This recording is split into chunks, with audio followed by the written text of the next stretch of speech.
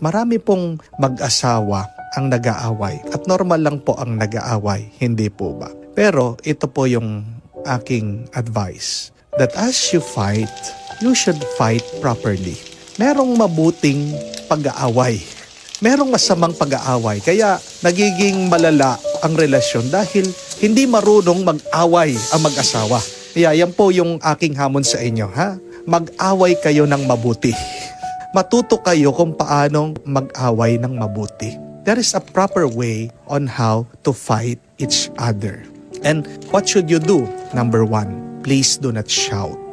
Huwag po kayong magsisigawan. The rule of thumb is, do not talk to your spouse or your wife when he or she is at the other room.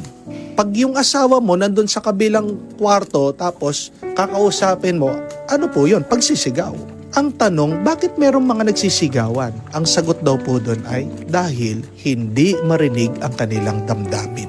Kaya sumisigaw ang asawa mo kasi yung nasa kalooban niya gusto niyang mailabas at gusto niyang maiparinig sa iyo. Pero pag kayo ay nagsisigawan, that is a bad fight already. Hindi kayo magkakaintindihan kung kayo ay nagsisigawan. Diba? Nakasulat po sa Biblia that a heart